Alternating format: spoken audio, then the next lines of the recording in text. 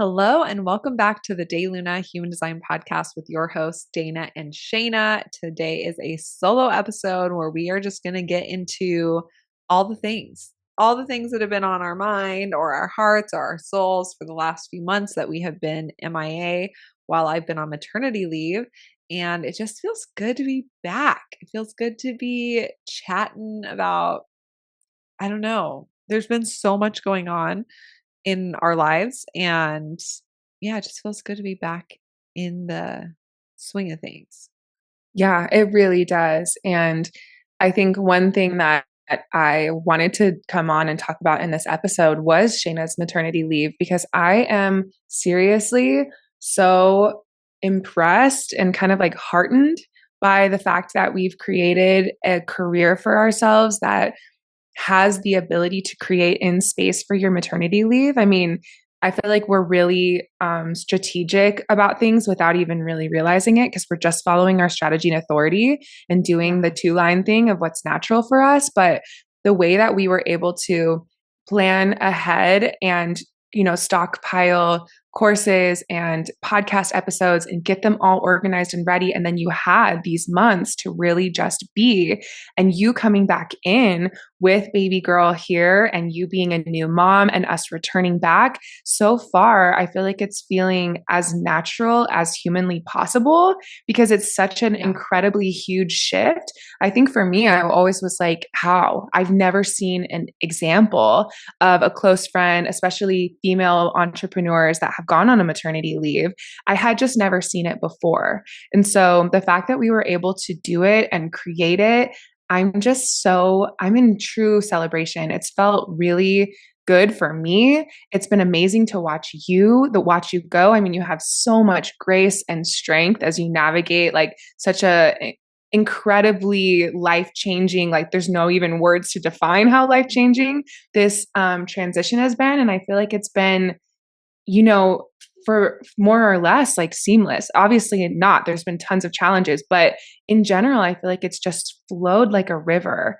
And it's showed me on a spiritual level how much safety there is in the career that we've built for ourselves. And I think that that's been something I've struggled with since day one, is feeling like maybe for the first time in several lifetimes, I found this level of freedom and success being my true self. I'm just terrified. What if the floor falls out from underneath me? What if it's just gone in the blink of an eye and it wasn't even my choice or my decision? So to feel instead like DayLuna has been providing for us and that she is so strong and sturdy and that she is her own energetic structure. And even though we are in dedication and service to her, she also is in dedication and service to us in our life paths. I mean, for me, it's been like a truly spiritual experience. I'm curious, how do you feel about it? Yeah, I would agree. It's been so natural, like you said, having a two line, but definitely I used to think that my like planning and my um thinking 5,000 feet ahead was from anxiety or was, trying to control everything. But um, kind of surrendering to my strategy and authority and my design has allowed me to lean into those gifts that I have that are future focused. I mean, so much of my energy is about the future. Um, and looking at the future and seeing what direction things are going in, that it just felt so good to be able to do that in this new chapter of motherhood, and being, a female entrepreneur and, us being able to create this space that honors both sides, right? Like the side that needs the doing and the creating and the forward progress and momentum, and then the side that needs the stopping and the space and the absolutely doing nothing except for just surviving, honestly. But also enjoying the lessons and learning, right?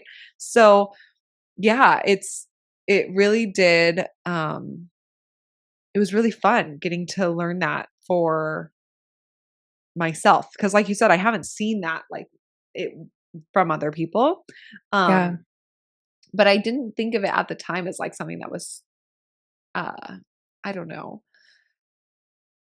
admirable, Mm-hmm. but really just like, this is what I'm doing. And this is how it's what we need to do. And so we really like back in February, I hired a maternity leave consultant. And that was amazing because there's so much that you don't know about maternity leave and the government and um, what they can do to so what you can, receive from the state. There's just so much that I didn't know, and there's so many rules and things that you can really use to your And benefit. and you have to Um, fill out this exact paperwork and it has to be exactly correct, but nobody tells you where to get that paperwork or exactly how to fill it out or the fact that it exists at all. It's like yeah, all of those resources are there, but it is like the biggest video nobody game tells you. going to level 12 to try to figure it out. Exactly. And as a business owner, like, do I even have benefits to go on maternity leave, even though I'm my own boss? Yes, you do. And there's a way to, I don't want to say work the system, but work the system where it's like the system's working you or you're working it. Like Right. it's set up to work you. And so um, learning about what my benefits even are and how to access them. And if you do something by a certain date, then you like it's going off of this and these numbers from this quarter. Like it's the whole thing. So I hired a consultant and she was amazing, really did everything, with me for that. And then we pre-recorded so as much as we could in the months leading up to my due date. And that was I felt like we were in like a marathon where we Mm-hmm. recorded, 20 plus, maybe 30 podcasts and all of the besties mini courses for the year and all of the content that we needed for launching a course during my maternity leave. We really ahead of time just went pedal to the metal and just pre-recorded as much as we could. After we got done with a retreat that we also did while you were pregnant. Yeah. And Like so it many was people a were like, lot. "Wait, what are you doing?" And Yeah. it just felt like so great because my biggest intention was I want to have as much space as I need afterwards and not feel like I have to do something if I'm not ready. And maybe I will be ready. Maybe I will feel like, okay, you know what? I want to be recording or be working or creating, but maybe I won't. And I have no idea what I'm going to feel. So I want to create space for the unknown and to just be present with it versus feeling rushed through it. And I realize that that is such an incredible privilege to have been able to curate that space for myself. Um, a big thing that I've really been thinking about throughout this whole time is just how under supported women are as they navigate becoming a mother and childbirth and healing and all of that postpartum. I talk about that a lot in my birth story episode, but the strength that women have and also the isolation that women have and also the um, lack of resources that we have going into motherhood is something that I'm in awe of that it's been happening for thousands of years that it hasn't changed yet because of how outrageous it is. It's almost like, we're all just looking at this system that abuses us and just saying like, yeah, but that's normal, right? It's like we're in a relationship with an abusive partner that's beating the shit out of us every day and we're just like, yeah, but that's Greg. Like then we just like don't change it or do anything because we feel powerless to and because all the other people around you have been okay with it or have endured it and not complained or have said to you like, yeah, this is normal. And so you just shove it your anger or what you really need down and just like grit your teeth and get through it. Like I genuinely don't know how there's single mothers at all that exist. I don't know how there are um you know people who have children and stay home all day with the children and their partner goes to work, like the traditional household that was acceptable, through the 50s and whatever, probably way before that, where the wife just stays home with the kids by herself, no other family, not living with in-laws or cousins or siblings, but just by yourself, and your partner goes to work and then they come home and you have dinner made. Like, I don't know how that system was even able to be created because of how barbaric it feels to try to be so isolated in something that requires a village, it requires community. And that's obviously the healthy answer. Nobody's meant to be around just one person all day Right. long, every single day. Even though I want to be around my baby all day long, every single day, I also need help myself in my healing and And in connection and connection. fun and a sense of self beyond just the role of a caregiver. Yeah, and play, right? Like the play that comes from meeting different people as a child, versus just being around that one parent or being in school and doing things that you have to do. Like there's just so much that needs to change that I'm shocked hasn't, after, the fact that after Adam and Eve and there was a first baby. Like, I know that's not the story, but like, um it just doesn't make sense. It doesn't make any sense to me. So I'm definitely been really grateful and privileged to have carved out this space for myself to be supported, right? And to take the time that I need.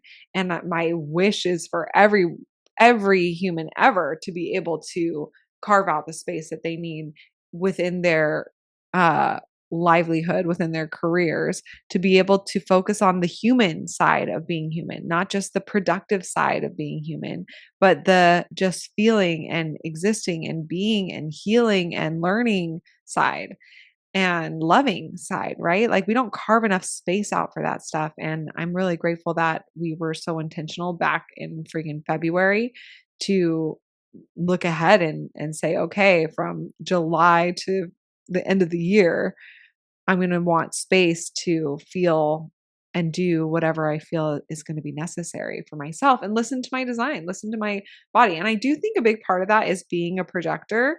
Like, I don't have the energy to reboot the next day, and I don't know how there's any projector parents.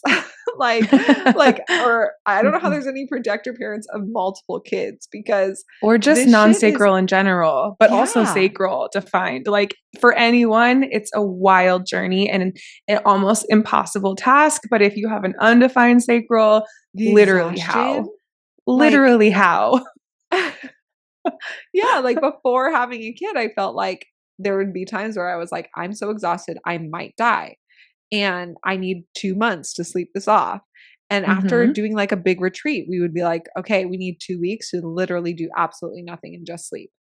And now, after doing the hardest thing I've ever done, giving birth and having 29 hours of labor and being so exhausted out of my mind, to then being thrust into the chapter of my life where I get zero sleep, has been like an affront on my projector soul.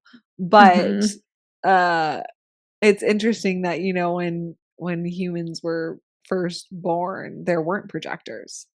And Hmm. um and now it's like we are Because here it's ushering us endangering. into it's ushering us into a new paradigm, right? Like things have to change. And honestly, what you were talking about with women and just needing so much more support, and things are changing, but they need to continue to change. You can see how childbearing is something that has completely played into the oppression of women, that women are so completely overwhelmed in this task of making a baby, having a baby, raising a baby into childhood, into young adulthood, that it just takes all of your energy, takes all of your bandwidth, or at least it can, to where you don't have any other space to create a business, find yourself, be in communities that are thriving. Like it just depends on your circumstances. If you are privileged enough to have that space, or also if you got pregnant after you've already set this groundwork for yourself, which some people have and some people haven't. Like all Yeah. of those things play such a huge factor. And for me, something I'm always observing is the fact that everything is connected in our lives, all of these different realms of life are connected, interconnected, and they play upon one another. So when we're talking about work and being an entrepreneur, and we're talking about entering into motherhood as an entrepreneur, those two realms are very interesting to me because the traditional old paradigm viewpoint would say that those two things are not connected, they're separate, right? Earning money, starting a business, completely different, completely separate, disconnected from creating life and being a mother or a caregiver. But we're seeing that those things are absolutely interconnected. Both of those things are key components of your life. And you want the union of those two things in a way that is harmonious and symbiotic because now you are both. You are someone who is an entrepreneur and a mother. And I feel like there's just it's never been before that we've allowed those things to be interconnected in a way that is harmonious and seamless. There's been all of these rules and regulations around work where people have been treated like machines. People have been treated on how much they can produce for a corporation and not about who they are as an individual and are they also raising children. It's just like the odds are so stacked against your favor because no matter what, no matter who you are in this modern society, you need money to live.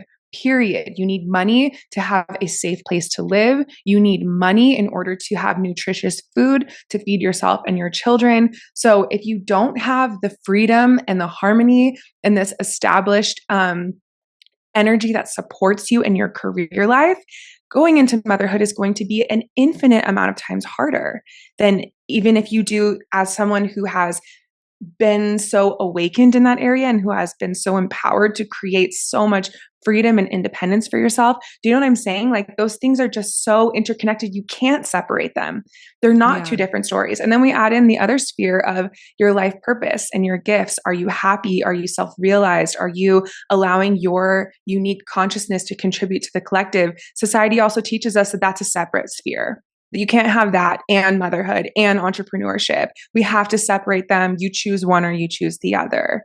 And Yeah. we're moving into this era where we're trying to strip down those rules and regulations and limitations and confinements and find our empowerment as whole integrated beings. And I mean, it's a powerful journey and it happens individual by individual. But also I just feel this like fire under my ass to help other people find that empowerment because I want that so badly for everyone that I know and for everyone that I don't know that I share this human family with.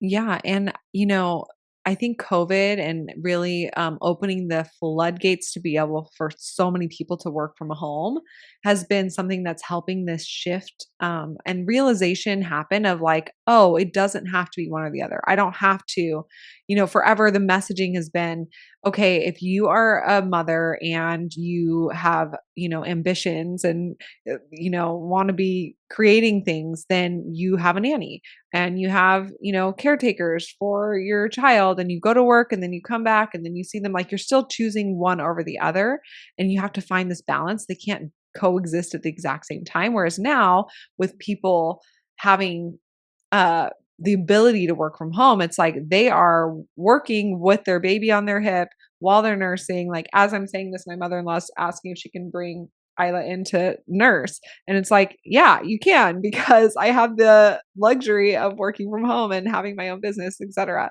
But even with Brian, this has been a huge transition for him because all he wants to do is be home around our baby and our family. And it's the most important thing in his life. And it's what brings him purpose and joy. And then having to go and spend all of his time and energy for a corporation, it just feels so like an affront to his soul once again. And it's like, how can we have both? How can we support our family while just spending all of our time with our family? And the solution for now has been that he's now working 2 days from home, but it feels like not enough. It's like there needs to be, and I think so many people are coming to this realization of like, something's got to give, something has to change. This is not, what's the point of life if this is all there is, where you just work 9 to 5 and you have to put that over the connection and one-on-one time with your family? Like, there needs to be able to have both. So I think a big part of this new paradigm is also fleshing that out, like how you can have both. So it's really interesting. Yeah, I love that so much. And something else that I've been thinking about so often throughout this summer when you've been on maternity leave into now is community. And what you were saying about women not getting the support they need. And part of that being that we're not meant to be isolated. We're not meant to be alone. It's not healthy for us. It doesn't support us raising the next generation. It doesn't support our own mental health as teachers or parents or caregivers for youth in any way. And community has just been a crucial and key theme that I've been feeling and observing. And, so much of our work in human design is talking about the tools that we can use to really self actualize, to self individuate, to find our individuality and our uniqueness. And I love that about human design. I love that about the new paradigm, this individualism where each and every single person is loved and honored and seen for who they are as an individual. But it always comes back to me that that's only one part of the story of the new paradigm: individualism and self-actualization and in individuation. The other part of that story is then feeling, when we are our true selves, that we exist in harmony with a collective community. That piece, I think, is one of the most important things that all of us are missing in our lives in general. Whether you are entering into motherhood, and for anyone, for all of our mental health issues that we're having, for all of the anxiety that we are experiencing at an all-time high on a collective level, I have been observing and really feeling that perhaps one of the greatest causes of all of that distress is the fact that we are lacking community, that we have the biology of a deeply, deeply, deeply social animal that is meant to live in a pack, in a group. It is how everything about us is designed to be in that way. And that community has been something that's been so tarnished in the old paradigm, right? Because of these old paradigm structures being so much about using the community for like these twisted intentions, using the community coming together, working at a workplace or at a factory to support the greed and the well-being of one person or a small group of people. Like, I feel like we've been distancing ourselves from these communities for like the last 100 years or so, because it's become so toxic to be involved in a community, whether that's your church that has taught you that you must abandon your children because they have different beliefs than you, right? Or whether it's whatever it is, pulling our children out of schools where they experience community because our school system is so messed up and broken. Like, we've been distancing ourselves from community because community has become toxic in the old paradigm. And now we are realizing that community is perhaps one of the most crucial things for our well-being overall in all areas. How do we rebuild that? How do we reprioritize that in a way that is healthy and that is going to serve all individuals, but also be a strong point in our life? And just sharing this right now, I've talked a lot on this podcast before about how I've always struggled feeling at home in this society, in this world. And I think of it as a starseed problem for sure. But Earth feels like my home. The planet Earth feels like my home. I love her. I love the rivers and the lakes and the trees and the waterfalls. Like, I feel at home at Earth. I actually do. But the place that I have not felt at home was in modern society. And in so many ways, I feel this pain my whole life of feeling homeless. I don't have a place where I belong. I don't have the safety of knowing that I'll always be held or that I'll always be okay. And I'm realizing that that's because I've been lacking this community around me all the time to lift me up, to be able to share things. And this summer, I've really focused, I've had more space for myself to learn while Shayna's been on maternity leave, to explore and to grow. And I've really just realized that when I have a strong community around me that honors and allows my individuality, but I still have that togetherness and that feeling that I'll always be supported and that I'm not isolated, I feel the most safe and at home and well that I've ever felt. Like I feel so strong and resilient knowing that anything that comes my way, I can handle if I have this feeling of connection to community. Wow. Yeah. And, that question of like, how do we reform community and how do we create community that is healthy and that is accepting and that is actually supportive versus, a lot of times people's community is abusive or is toxic, like you were saying. And I think that it has to start with being authentic yourself, Right. right? Like you're not going to attract community that honors your gifts and who you are and truly supports you as yourself and for all Hmm. the things that you need if you don't know who you are. And Yeah. also if you don't know what you need or if you don't voice what you need. Like that same thing of how people don't feel comfortable being vulnerable or sharing their trauma or sharing when things are hard, they don't want to complain, then they're not going to be receiving support. It's like that the squeaky wheel doesn't, or no, the squeaky Get wheel the does grease. get grease. Like This, it's or like you can't feed a closed mouth. Closed mouths don't get yeah, fed.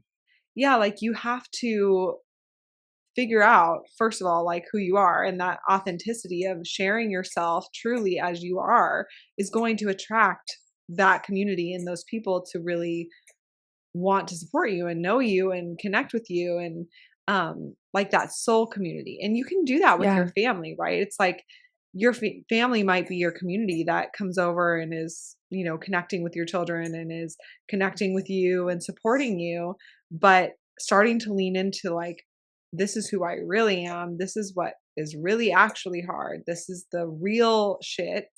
Um, like you said in the birth story episode, it allows people to actually love you versus Right. that shallow kind of love that is just based off of, appearances or what you feel you should do, the should kind of love instead of And the like the social real love. and the social politeness, like what we've been conditioned to be in order to be loved, that doesn't work anymore.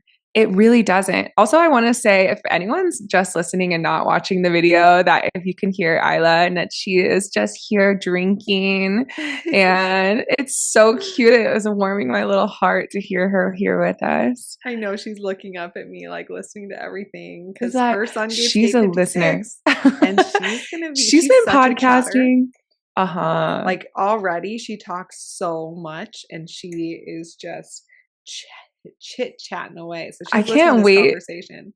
I can't wait till she's a teenager and I'm going to be like, you know that you were talking on podcasts before you could even talk when you were just breastfeeding and you were contributing to the story and you were here and I love it.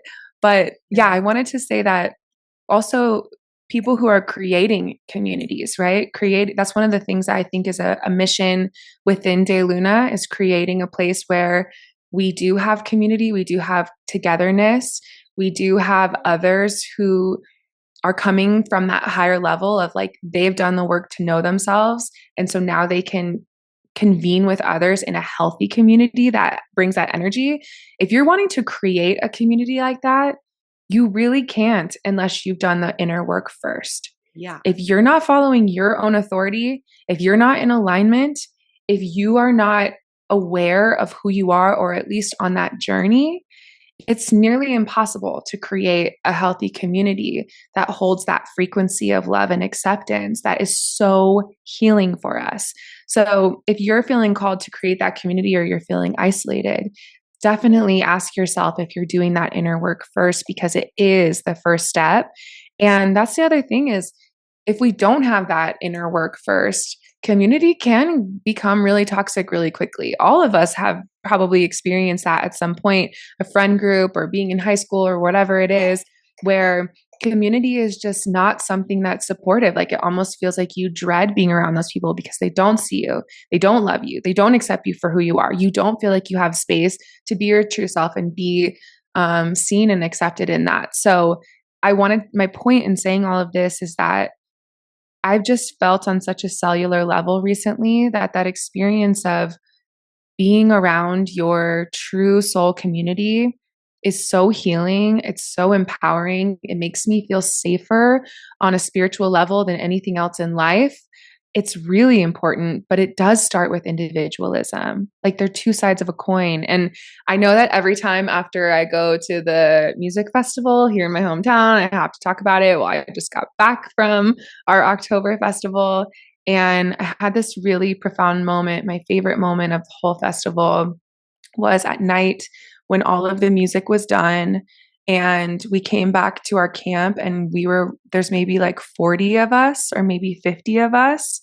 And we were just sitting around a fire together and everyone was just sitting on the ground or sitting in chairs and like just cuddling and snuggling. And maybe some people were sharing conversations, but mostly we were just listening to quiet music and watching the fire, but we were together. And I stood up and I looked at everyone and I looked at their faces and I could just feel this peace and this safety that we all were feeling from just literally sitting together around a fire, listening to music under the stars. And I just like burst into tears at that moment because I just felt like this is my life. This is what I want more of. And this is the medicine that can heal the world. But this is sort of like the end result. Like, how did we get here? How many things had to happen for these group of people to find each other, for them to be in this space outside under the stars, listening to music that someone created? Like, there's so many steps to that moment. That was the end result. But it just really hit me that, like, I want even more of that in my life. I want to sit around the fire with a big group of people and I want to see everyone holding each other and their head on one another's shoulders. And maybe you want to share something and speak, or maybe you just want to sit in silence. But to feel the healing frequency of that was something that it's kind of hard to even explain, but I swear it was like a defining moment in my life to feel that and to feel like I almost felt like we were in Avatar when they're sitting at the base of the tree in Awa and they're just sitting together. Yeah. And there wasn't even an intention or anything. It was just being. And I feel like that's something I've been craving my entire life without even really consciously knowing it. Yeah, that sense of belonging and yeah, the value in community. It's interesting because I don't feel like Earth is home at all, Mm-hmm. and I never Yeah. have. Right. And I feel like I've never felt that sense of like this is home in general. I don't have a large community that I connect with and see every week. And I like that, but at the same time, now having a child, um,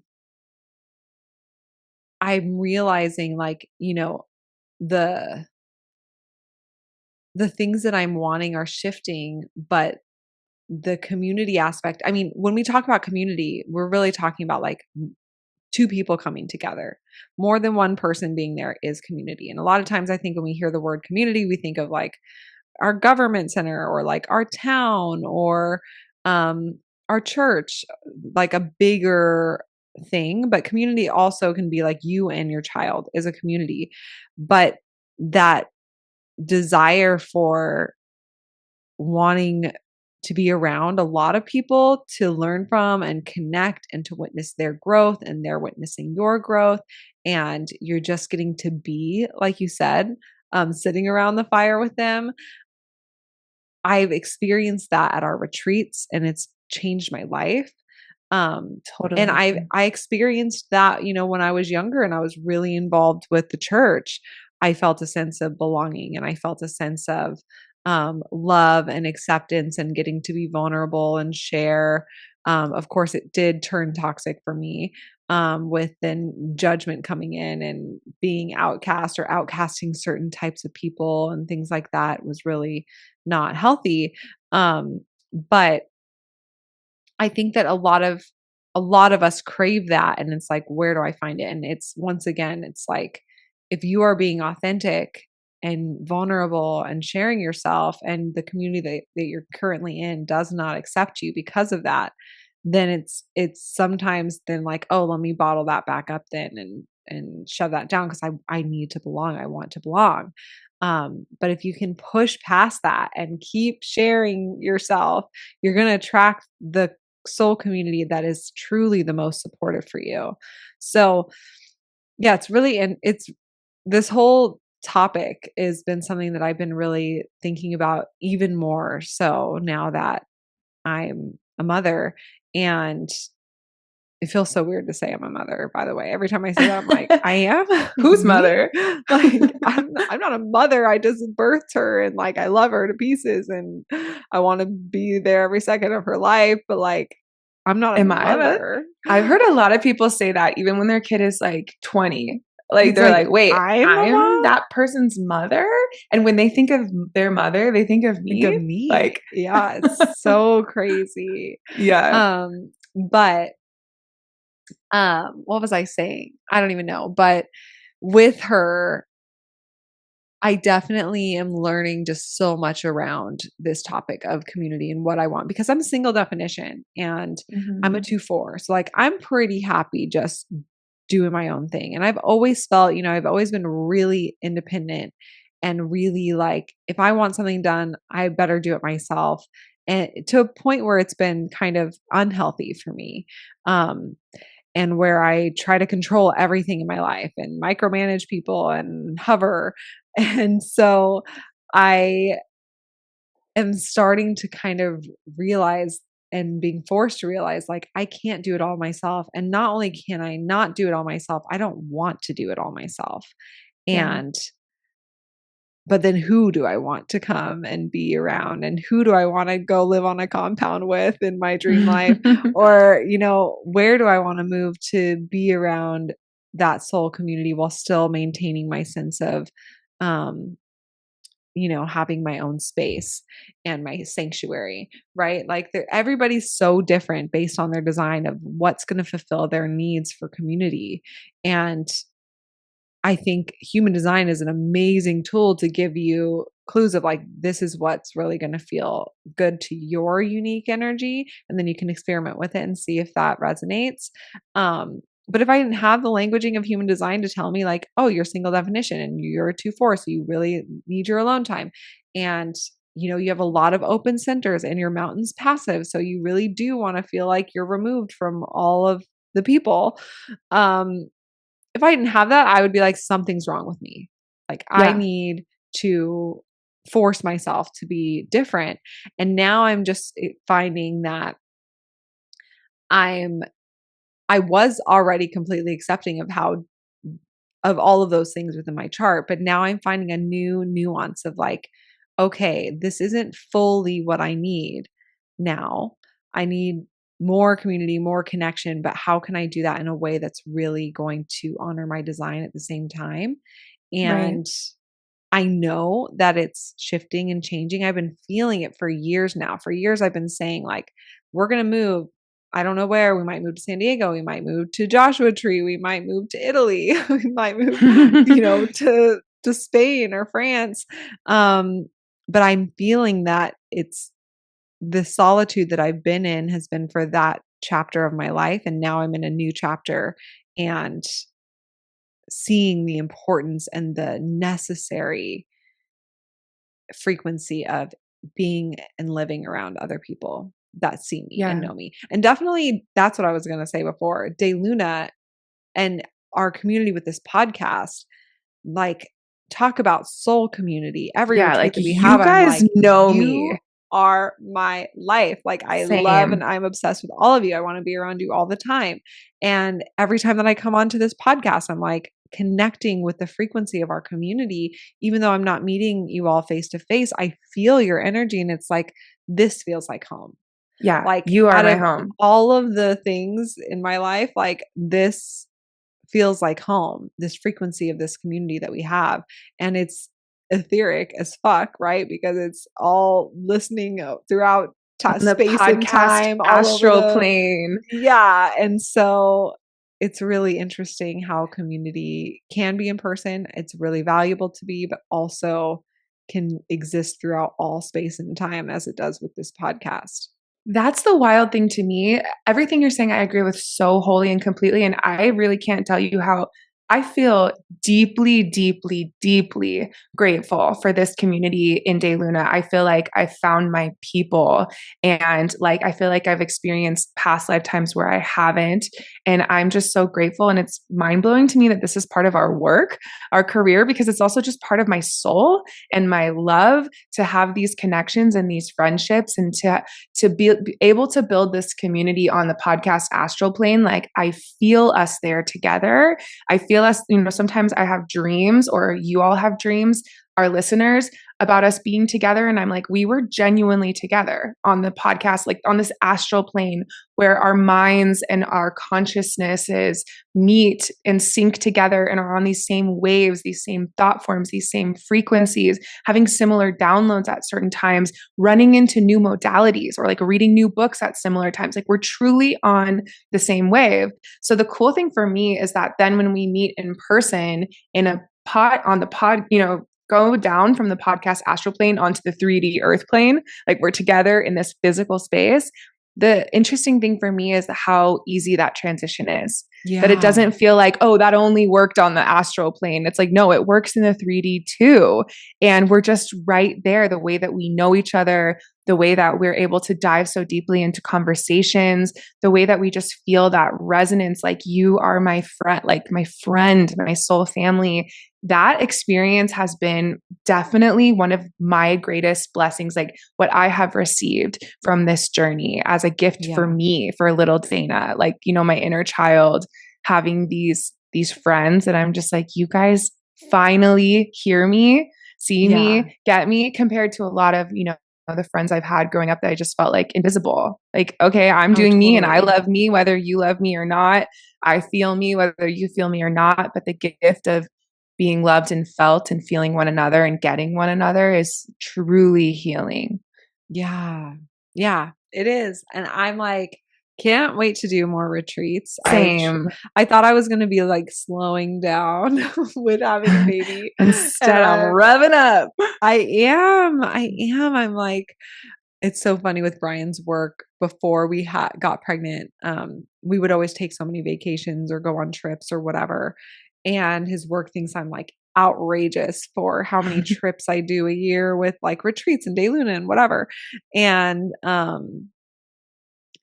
we would always say like, yeah, but Shayna's pregnant now. Like we're going to be slowing down. Like we're going on this one last big trip because whatever, we're going to have a baby. So we're not going to be doing so many trips.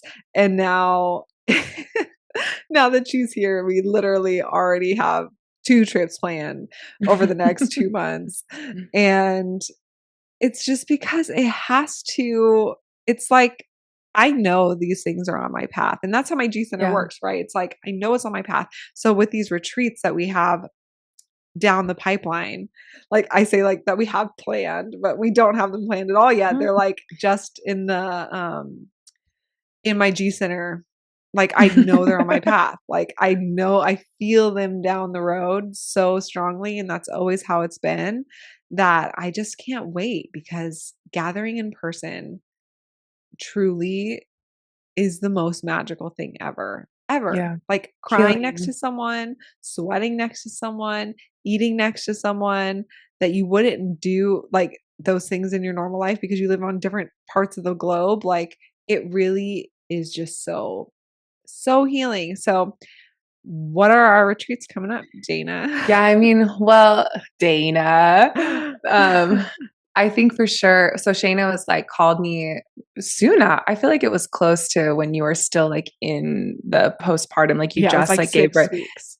And then you like called me like, I thought it was an emergency because it was like a random time. And I like answered the phone, like, hold on, sorry, this is Shayna. I'm like, hello, do you need anything? You're like, we're going to Egypt. I was like, oh, I'm like in the like smoothie line, like ordering my smoothie, like, okay, can you hold on 1 second? Yeah, I'll take a green smoothie. But you're like, we're going to Egypt. I already saw it. It's already happening. I'm like, okay, all right, cool, great. It is. So it is going to happen. We just don't know when yet, if that'll be the next thing or the one after that, etc. But I agree. We're definitely going there, and that'll be a totally different type of retreat. That'll be more like an expedition, which we've never done that type before. We've always gone into one location and pretty much stay there the whole time, and then just had like a day excursion. So that's really exciting, and I'm looking forward to feeling that drop into reality as we start planning it. But I also wonder if maybe before that we'll have an easier to travel to retreat. Like maybe we do Costa Rica again because it's so beautiful, so healing, and it's a pretty easy travel for a lot of people who are in the United States. So I don't know. We're always open to hearing what you all want. I really We've want to do gotten some Bali feedback. again. Oh, I I want to am do like, Bali again too. we are going to Bali. I want to do Definitely. Bali again before Isla turns 2 because then she's a lap child and she can fly for free because it's like 24 hours of flying and I'm not I like want her in my seat. But Hmm. yeah, I'm like, okay, let's do Bali in the next 2 years because I'm Bali was down. just so magical. It literally healed my soul. Ah, Same. I think of Bali as like a soul home for me after going there just for our retreat. That's my first time yeah. going. When we were leaving, I was like, I don't ever want to leave here. Like, this is one of my soul's homes on this earth. Yes. And it's just this, like, I know it's a really long way to travel for us in the United States, but it is so worth it.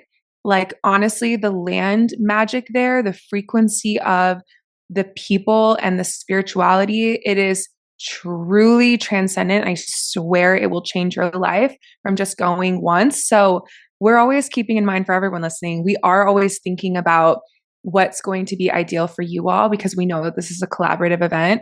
At the end of the day, we always have to follow our strategy and authorities because we know that that is how we pave our path, how we create our unique life path. So that does come, at the end of the day, that's the deciding factor. But we do listen to you all. We love to hear your perspective about what would work for you because you are part of what are the magic of our retreats too. So yeah, we'd love hearing from you. Maybe we'll drop another survey soon as we're kind of getting more serious about planning the next thing. But definitely Bali, Egypt, Costa Rica, those are on my for sure next up list. Yeah.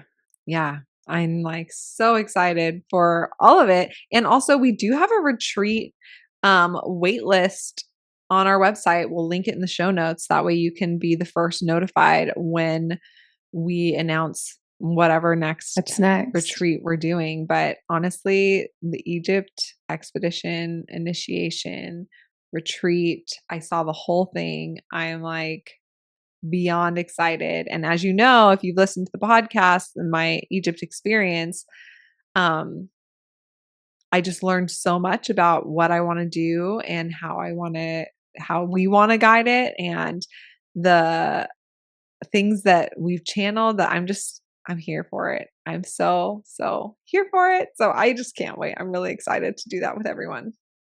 Same. I love it. So one other thing I keep saying instead of like topic change, I keep saying key change, which is not right. But one other But thing it that I kind of wanted, is. it kind of works, key change. One other thing I wanted to talk about in this episode is, some of the things that we've been thinking about or learning about or readings we've had or books that we've been reading. Honestly, I've been doing a lot of learning and reading since I've had more space with Shayna being on maternity leave. Like, honestly, I could probably create a podcast for every single one of the different things I've been learning. I've been diving into Jungian psychology. I've been learning about tarot, connected to Jungian psychology. I've been taking a class on the Yoga Sutras and learning about like those foundational yogic philosophy concepts, which is mind blowing. I'm in love.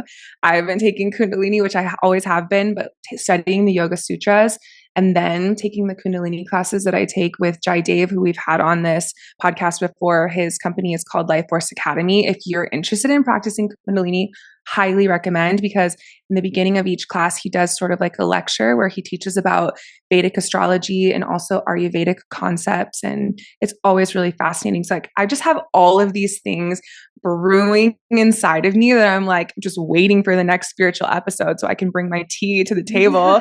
And I won't dive into all of them right now. But one thing I did want to talk about, because I just think it's so cool, is that recently Shayna and I have both done this angel reading, and we talked about it a bit in her birth story episode, wisdom that has come from her angel around this era of our lives and around her entering into motherhood. But I just wanted to share about our angel readings, because it's been a huge thing that I've been working with since the summer. And I definitely would say it's been one of the number one things in the background of my daily experience, of my meditation, of the way that I've been seeing the world. So I wanted to share it with you all.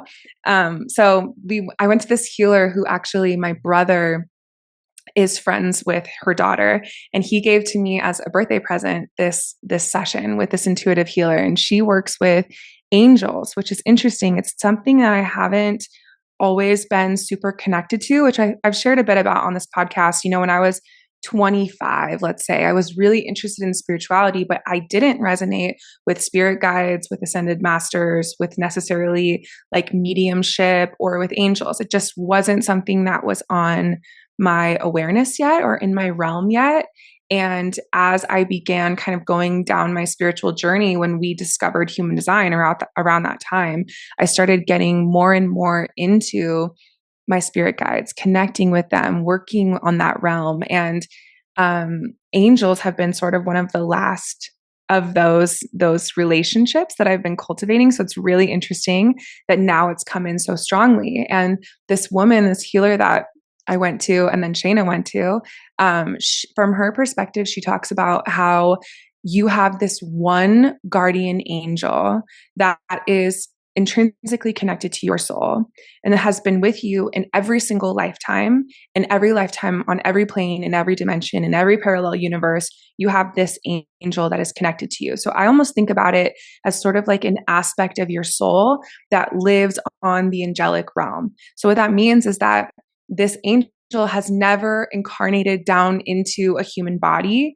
and lived on the earth plane. They've always viewed your life and been connected to living your life, but from that higher angelic realm or dimension. And so because of that, they've always had this higher perspective. They've always seen your life through this higher love, like almost think of that 5D energy where they can see the way everything is connected. And so any challenge or mistake or negative experience, I put in quotes, from your angel's perspective, they can see exactly why it happened.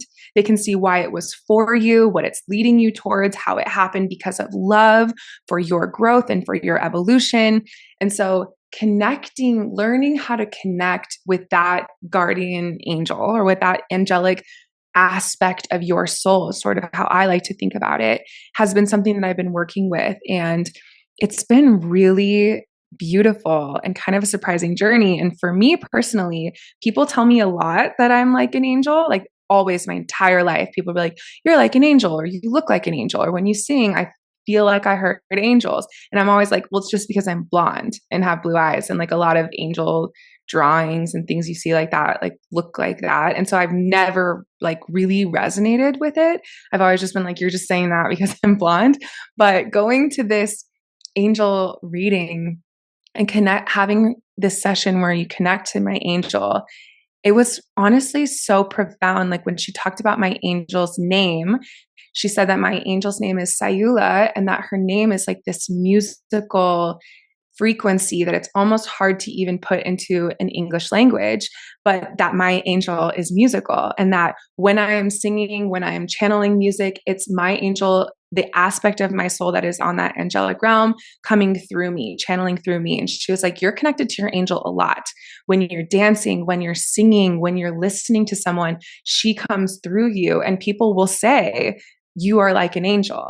And as she was saying the name of my angel, and even she described like to connect with my angel's energy. Her color is very white and like translucent white. And anytime that I wear white, it's like she's moving through me.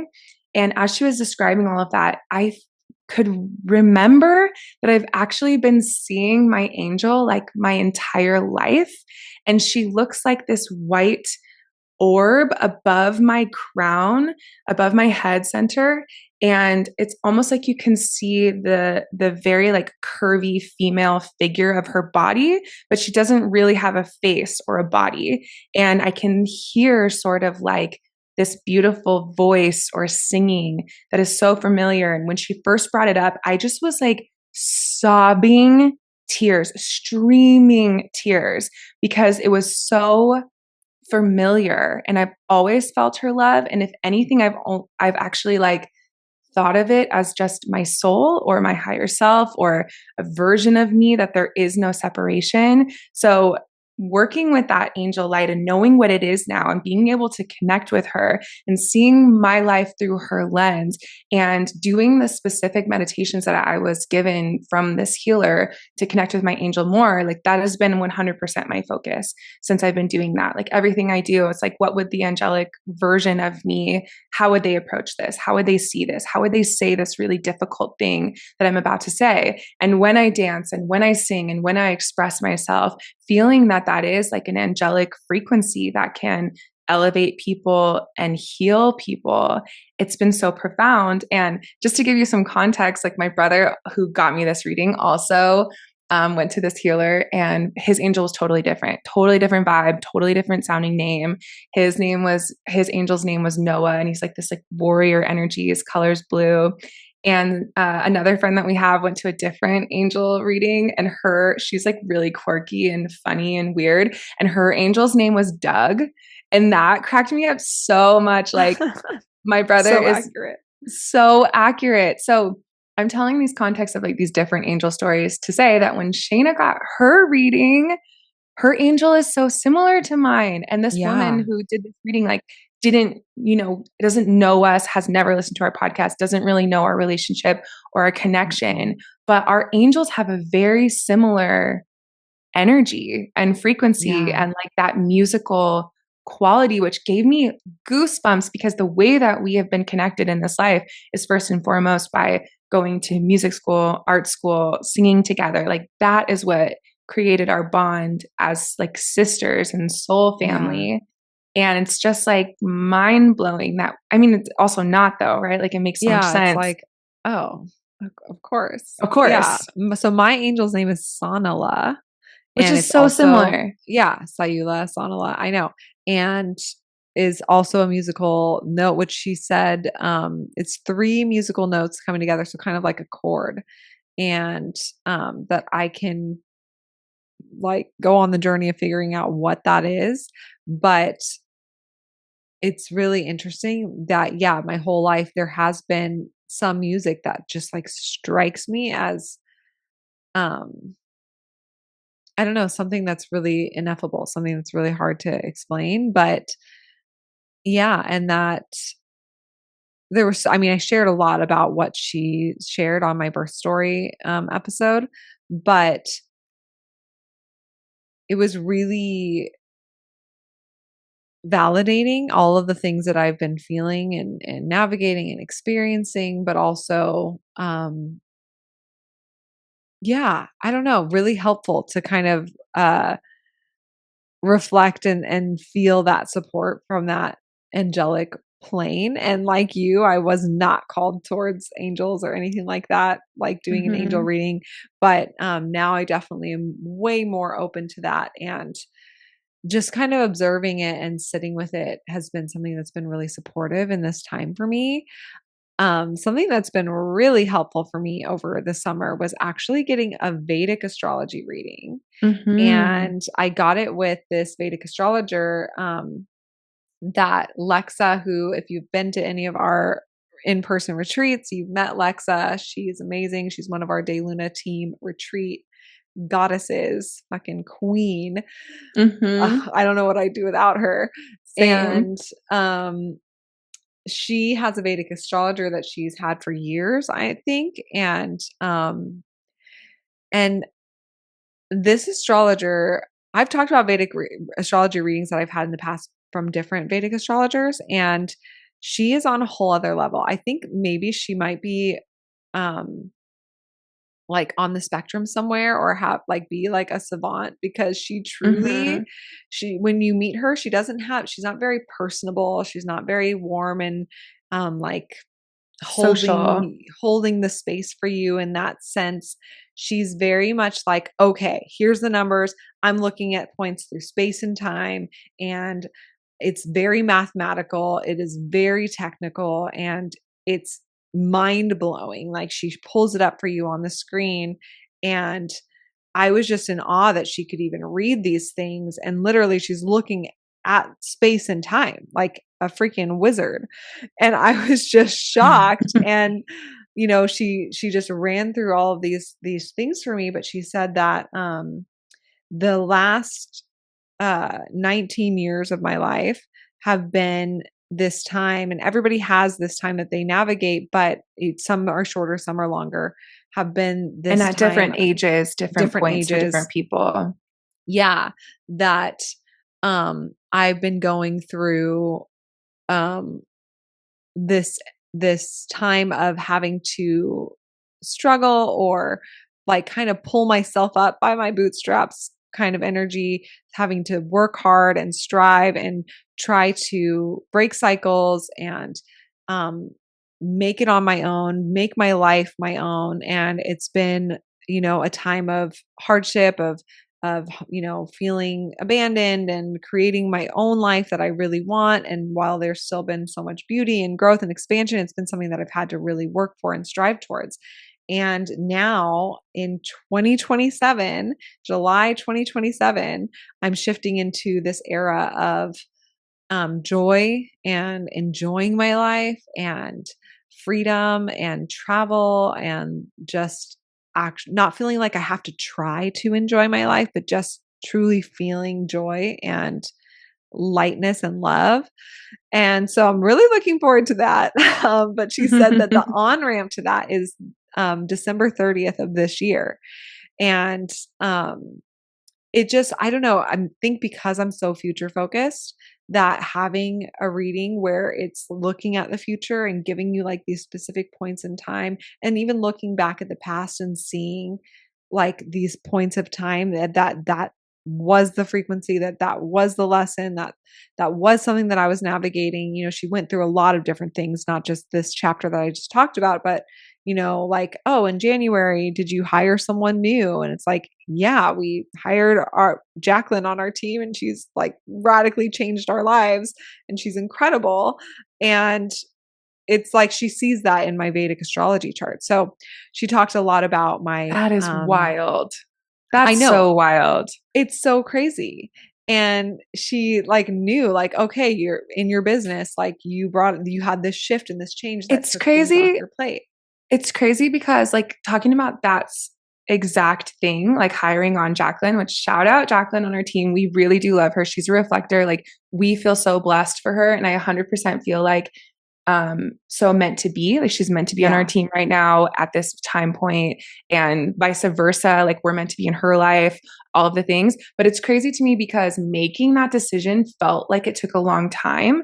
Like there Yeah. was like months leading up where we were like, oh, we think we need to hire a new person in this kind of position, but it just like felt like the timing wasn't ripe yet. So it was there, but we kept coming back to it and coming back to it. And then when we did finally put it out there and we got so many people submitting their resumes, we had to sort through all of those things, which we hired someone on our team to be able to sort through that. And it's just like for all of that to happen and then for it to end up on the date that it was meant to Yeah.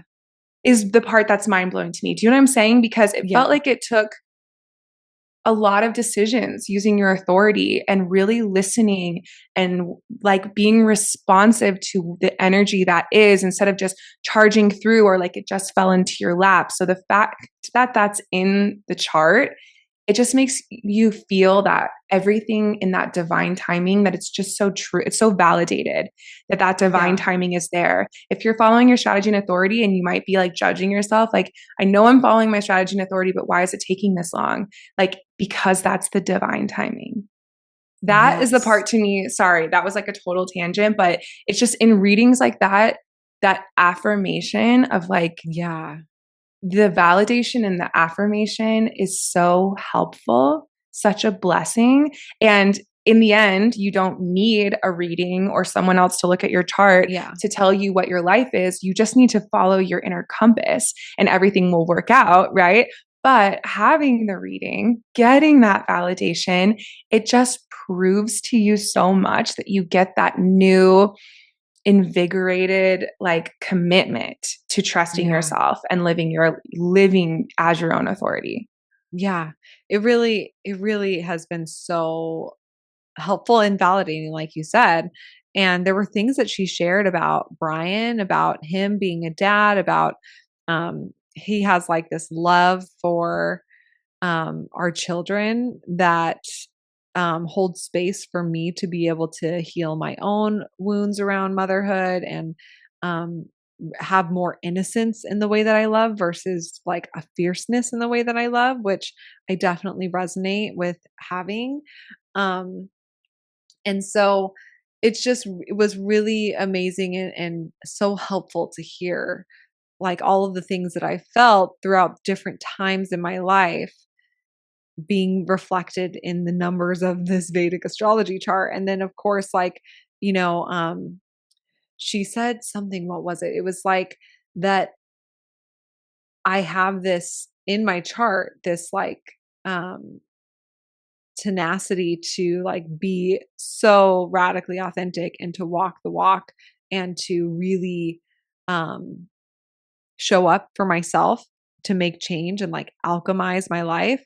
And I think a huge part of my power in being able to do that is having human design to kind of Mm-hmm. show me like who I am and what my gifts are. It's like giving me this permission to really lean in and walk the walk and hold myself accountable and change things if I don't like them and trust myself, right? Like I think that trusting yourself is so much harder than it sounds. It's like, just trust yourself. It's Oh, like, okay, yeah. great. Yeah, I trust myself. But then when like push comes to shove and it's time to have this awkward conversation or it's time to be Take a huge vulnerable risk. or to Take take a a huge huge risk risk that other or people to don't even get. just say it to someone that hurt my feelings, right? Like that a lot of times is like, oh, I don't want to push someone's buttons. I don't want to, like, things are comfortable as they are. Like trusting yourself to say something, just to say Mhm. anything out loud that's just true and vulnerable. Um, a lot of us don't, right? It's like, oh, Yeah. I'll do that another time. Like, oh, I'll take that risk another time. Like, I'll jump off the cliff another time. I'll have that conversation or speak my truth another time. And we say we trust ourselves, but we don't actually take the action to do it, like when it's time. Yeah. So I don't know. It's just been that reading truly like just gave me the oomph that I needed, especially during my postpartum depression of like everything that I was navigating. Um, of like, okay, there is a light at the end of the tunnel. And also, with Brian just so effortlessly stepping into being a dad. And then for me, it was really not as effortless. Like, I think there were parts that were effortless for sure, but then there were other parts that I thought would be effortless that weren't, and that I Mhm. couldn't fake or pretend or muster up the strength and the energy that I wanted to have. It just wasn't there. And so, it's it was exactly what I needed to hear when I needed to hear it.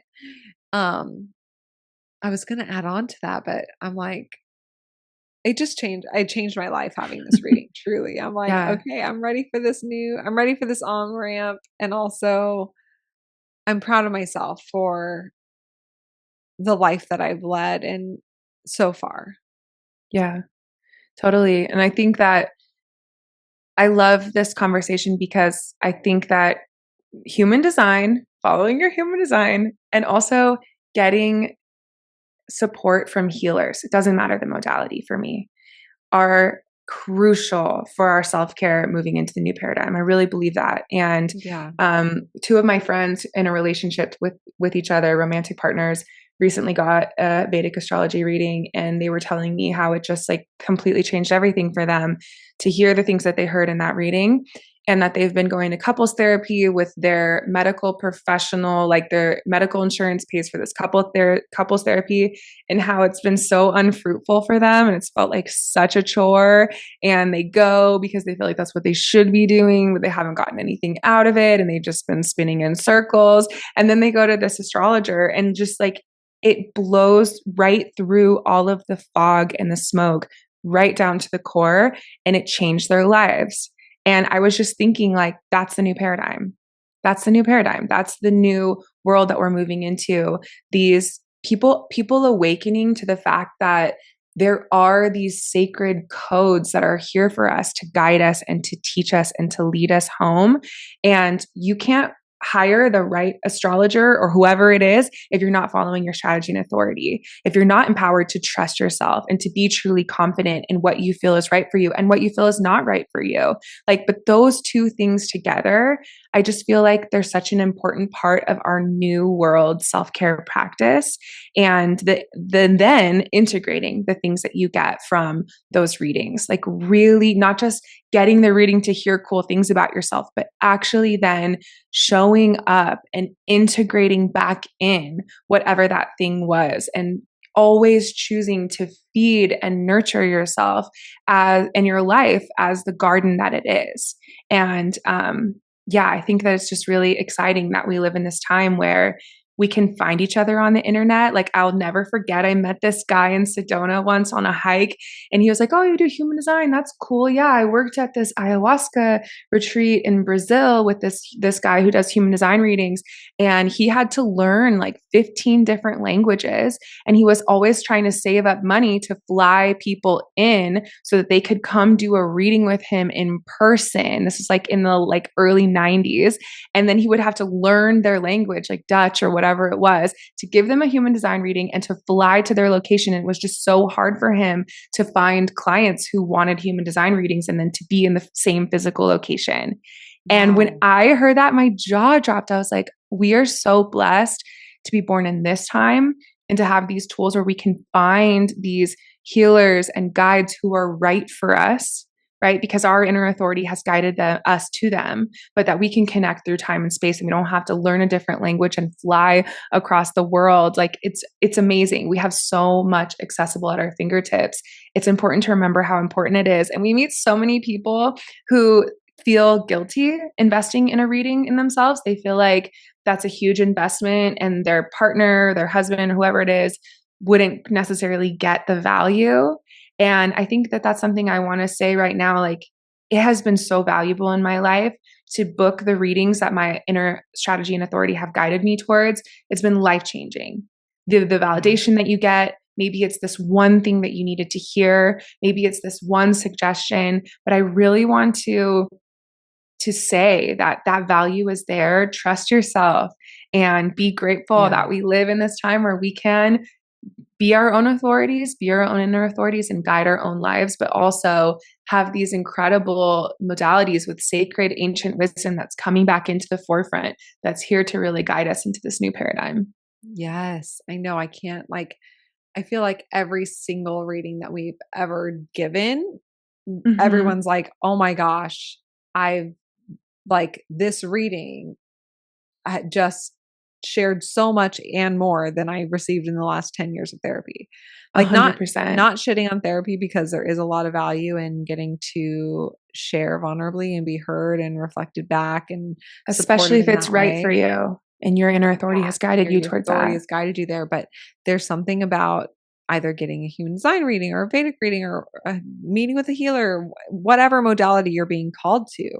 Um, that is meant to give you that healing in the way that you need it because your authority guided you there. So I love it. I love receiving readings in general. It's just so fun, if not healing. Mm-hmm. Um, yeah, it's been a huge thing in my life. So I'm ready for this new chapter. I'm ready for, yeah, the growth and the community. am happy and excited for the new things that are coming. We also received a astrology reading back in February, where with this really well known astrologer, where he said that you, Dana, would be channeling a new system, which you've heard that a Mm-hmm. few times in readings, and that I'm going to be decoding the matrix and like getting real Merlin witchy vibes, which I really resonate with. So I don't know what that's going to look like. I don't know what that's going to entail. I don't know when that's going to be, but I really am excited for this next chapter. It really does feel like turning a page right now in Yeah, our lives. absolutely. Yeah. So thank you everyone for tuning in and going on this little conversation catch up journey. It's been really exciting to feel like, okay, we're here, we're ready to reconnect, we're ready to make new podcast episodes on the other side of this birth portal.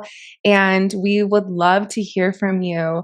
If there's anything that you're wanting DayLuna to do next, wanting to create next, we're definitely excited so much for this next chapter. We're excited to continue the journey with you all. We have a lot of things that are just bubbling up and bubbling through us that we're getting excited to create and share. And if you've been feeling the call to get a reading, you know that you can find us on our website, daylunalife.com. That's also where you can find our list of recommended readers, by the way, which we love every single human being on our recommended reader page. They're all people who have gone through our DayLuna human design reader training and that we have selected that we genuinely recommend. So you can find that on our website, daylunalife.com. You can find us on Instagram at DayLuna. That's where you can share with us through DMs. We love hearing your perspective there. And yes, thank you so much for catching up with us. We are sending you all so much love. And as we mentioned in this, we just feel so deeply grateful for everyone who listens to this podcast. We feel you. We know you. We know that we're soul family. And we genuinely want to thank you from the bottom of our hearts and send you so much love. We're really grateful to be here on this journey together, walking the paths, our unique paths together. So thank you for being here. Have a beautiful rest of your day. Thank you for tuning in with us today. If you like this video, be sure to like and subscribe to follow along and learn more about human design.